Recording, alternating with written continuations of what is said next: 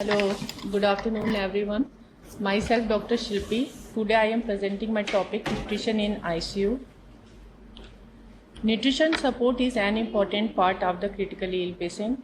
Nutrition support refers to providing the adequate calorie, protein, electrolytes, vitamins, minerals and fluid through oral, enteral and parenteral. Approximately 60% of ICU patients suffer from the gut dysfunction due to impairment in gastrointestinal motility, digestion or absorption. What is the goal of nutrition in ICU? To provide adequate calorie, protein, fat, carbs with the minerals and vitamin, to preserve lean body mass and limit the protein catabolism, to boost immune function and improve wound healing, to correct acid base and electrolyte disturbance. Distribution of nutrients. Carbohydrates should be 50 to 60%, protein should be 15 to 20%, fat should be 20 to 30%. This ratio is followed for the normal diet. In ICU setup, we are modifying as per the disease specific or as per the individual requirements. As we know, 1 gram of carbs gives 4 kilocalorie, 1 gram protein gives 4 kilocalorie and 1 gram fat gives 9 calories. So, fat is the highest source of the calorie. Nutritional assessment. For the nutritional assessment, we can use A, B, C, D techniques. A for anthropometric measurements, height, weight, mid-arm circumference, skin fold thickness can be used for the anthropometric. Anthropometric techniques is a very tough, is not easy for ICU patient, but if feasible, then we can calculate the body weight and height for the energy requirements. Biochemical tools. Serum albumin, total protein, these are the viral marker for the nutritional assessment. Clinical assessment. For the clinical assessment, general physical exam, loss of subcutaneous fat, edema, ascites can be clinically assessed by the doctor or yourself. Dietary assessment. For the dietary assessment, we can calculate go through the 24-hour dietary recall, food frequency method, and by these method we can calculate the individual body intake of the patient. How to calculate the total energy requirements in ICU is totally different for the ICU. In ICU setup, the calorie requirement is different, and for the inpatient or outpatient is a totally different. Step 1. For the calculation of energy, Harris-Benedict equation are used for the calculation of BE. These formula we are following these formula for the BE, basal energy expenditure. Step 2. For the calorie requirement, we are consider the stress factor as here shows. Minor injury is 1.2, minor surgery 1.2, and respiratory disease it is 1.5, and for the severe one stress factor is 2. Calorie requirement. For the calorie requirement, we should consider the activity factor. Patient out of the bed, it is 1.2. Patient confined to the bed, it is 1.2, and for the ventilator patient, 0.9. Now we are concluding the 4th step. For the total energy requirement is equal to B, basal energy expenditure into stress factor into activity factor. But if we don't want to go through these steps, we can simply calculate the energy requirement by these formula. For the non-ambulatory or sedentary patient, it is 20 to 25 kilocalorie per kg body weight. Critically ill patient, it is 25 to 30 kilocalorie per kg body weight, and for the hypercatabolic patient, it is 30 to 35 kilocalorie per kg body weight. Now we are coming on the route of feeding. For ICU, most of the patient are taking the enteral feed. Oral, it can be oral, but oral is mostly oral. Patient is not able to take orally, then we can prefer the enteral, otherwise parenteral. Otherwise, we can opt the enteral or parenteral both. Enteral nutrition. If person is unable to eat, nutrition must be supplied in a different way. One method is enteral nutrition or tube feed. Tube feed is a specially liquid food mixture containing protein, carbohydrate, fats, vitamins and minerals given through the tube into the stomach or small intestine. Enteral nutrition delivered by the gut. It includes oral feed or tube feed both. Principle for the enteral nutrition. When we are planning the enteral nutrition or tube feed or nasogastric feed, thumb rule for the enteral nutrition should be 1 kilocalorie per ml. Protein should be 1 gram of per kg body weight, and average osmolality was 300 to 500. It should be, and enteral formula with the high calorie, it should be 1.2 to 2 kilocalorie per ml calorie density. Indication of the enteral feeding: unconscious patient, neurological disorder, physiological anorexia, intestinal failure, psychological problem, trauma, cancer. In these indications, we can opt the enteral feed. Because if patient is unconscious, patient is not able to take the oral, then we can plan for the enteral nutrition. Neurological disorder, neurological patients suffering from the loss of swallowing capacity in liver, they are having anorexia, so we plan enteral feeding. Types of enteral feeding: nutrition support by tube placement through the nose, esophagus, stomach, or intestinal or duodenum. Maybe it can be jejunal also. Must have functioning the GI tract. Nasogastric feed, it is very commonly used in hospital in ICU. The feeding tube pass through the nose, down the throat and esophagus, and end in the stomach. Nasogastric feed tube, the feeding tube pass through the nose, throat and esophagus continuously through the stomach and in the first section of the small intestine. PAG, the feeding tube is inserted directly into the stomach by the endoscopic method, and jejunum, this is the rarely is used, but we are using by the surgical method. Method of enteral feeding: continuous feeding. Feeding is given 24 hours continuous without any break. Intermittent feeding, the feeding is given over an 24-hour period with the interval of rest, 3-hour feeding और 2-hour rest. जैसे कि हम plan कर सकते हैं कि 100 ml per hour feed हम 4 घंटे के लिए दिया, फिर 2 घंटे का रेस्ट कर दिया, तो we can opt for the intermittent fasting also. Bolus is a measured amount is given by syringe over the identified time period. It is very commonly used in ICU and advised like 300 ml or 250 ml as per the patient tolerance.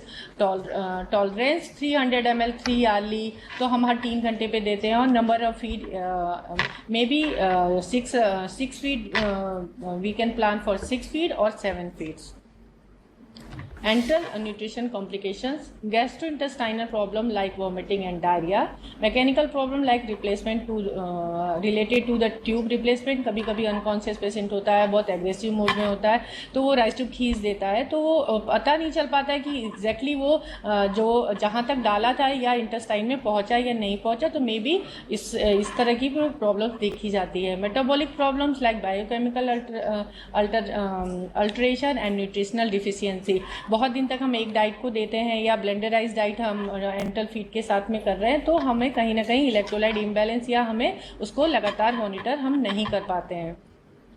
RT feed instruction: safe handling of the RT feed, wash hand and use clean equipment, refrigerate unused portion in close container, time for prepared food not to be more than 4 hour. आपको जो भी feed देना है वो 4 घंटे के अंदर ही देना है. 3 आवर अगर दे रहे हैं तो बहुत देर तक उसको स्टोर नहीं करना है, नहीं तो डायरिया और या इंडाइजेशन जैसी प्रॉब्लम्स हो सकती है. Rate and method of the delivery: initially जब हम एंटरल फीड स्टार्ट करते हैं, it can be 50 ml 2 hourly and as per patient tolerance it can be 250 to 300 ml 3 hourly and flush tube with the water of 50 ml after every feed, जिससे कि tube का रास्ता साफ हो जाए.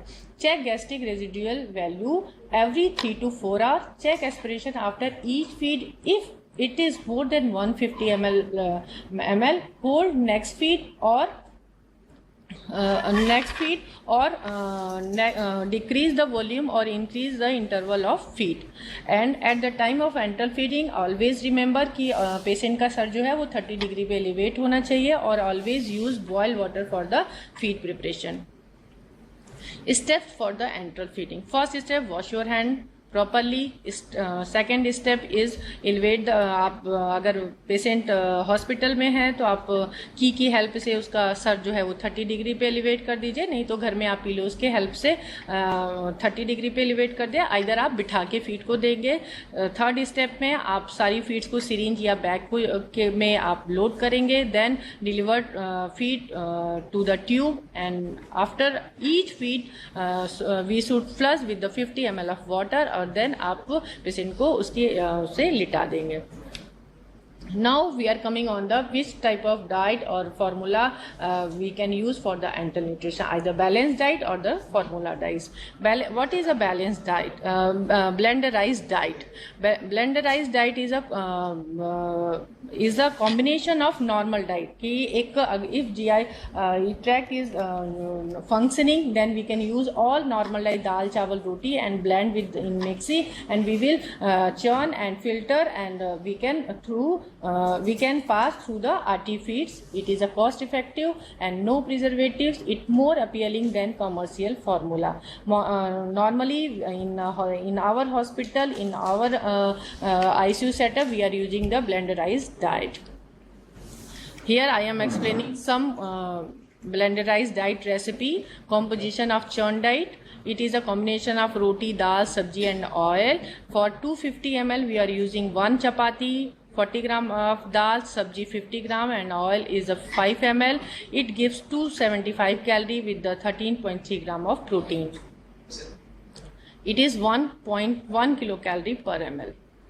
Milk and bread, mostly we are supplying in the breakfast timing. For this feed we are using the milk, bread and oil, and it gives 280 calorie with 9.1 gram. In disease specific, if patient suffering required low salt diet, then we are using a chapati in place of bread.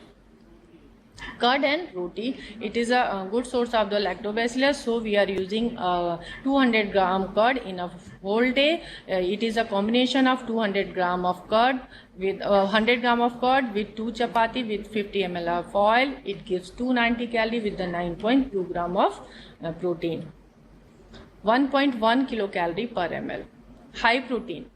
High protein is a recipe which is used for the dialyzed patient or patient required high protein like liver cirrhosis or a patient on the hemodialysis or any type of dialysis. So we are using the high protein. It is a combination of 150 ml of milk, 10 gram of protein eggs, 15 gram of milk powder, and for the calorie dense we are using the corn flour with the 10 gram of sugar. It gives 250 calorie with 14 gram of protein in 150 ml.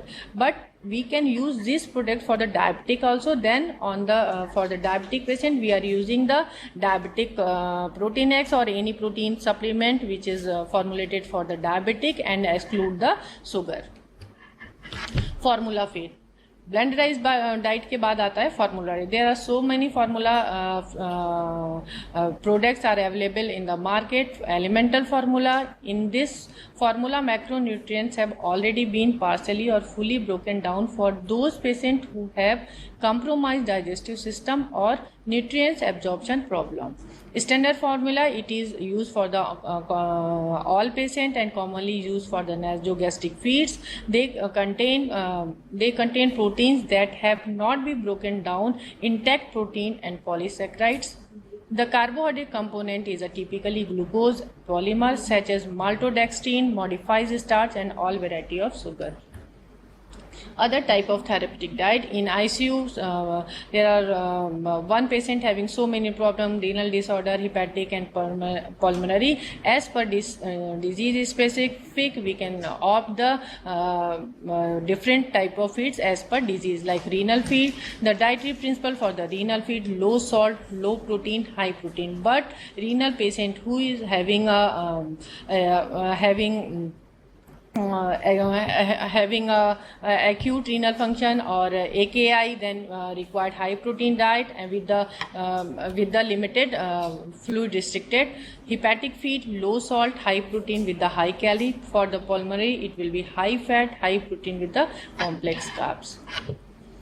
Now enteral feeding is completed by this. Now we are coming on the parental nutrition. Under what conditions should parental nutrition be added to enteral nutrition? हम कब parental nutrition लेंगे? In patient who cannot be feed sufficient enteral nutrition, the deficit should be supplemented by the parental nutrition. If enteral feed is not tolerated, parental nutrition can be proposed. Overfeed should be avoided. Parental nutrition.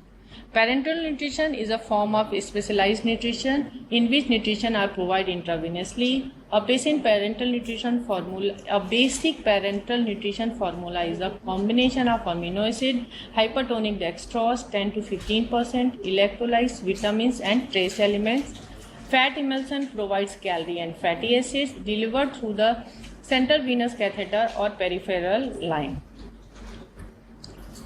In parental nutrition, some nutrients or micronutrients observed present in a different form, like carbohydrate in form of dextrose, protein in a form of amino acids, and fats in form of lipid emulsions.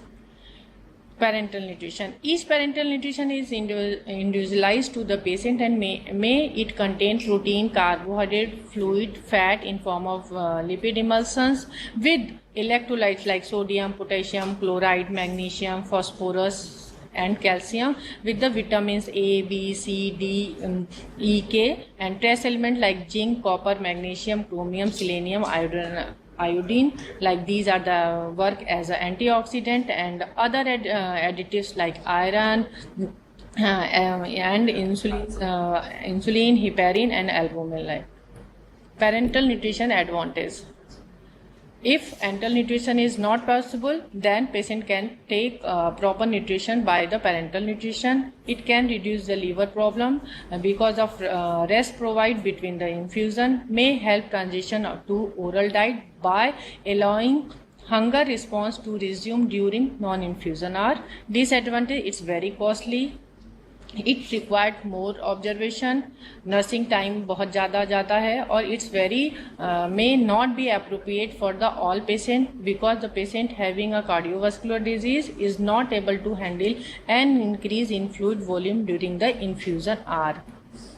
Antioxidant in nutrition when we are talking about the nutrition in ICU, then we should consider the antioxidant in ICU. Vitamin E, it works to protect against oxidative stress, decrease the risk of organ failure. Vitamin C prevent organ and tissues damage and reduce need for the mechanical ventilator. Selenium reduce the inflammation and responses and prevent the organ failure. Summary. Now I will conclude my presentation. Malnutrition is a common component in ICU. Adequate nutrition can reduce the mortality and hospital stay. Enteral nutrition is the preferred route for the nutritional support in critically ill patients. Enteral nutrition should be initiated within 12 to 24 hours of admission. Nutrition play a vital role in disease problem and recovery. Thank you.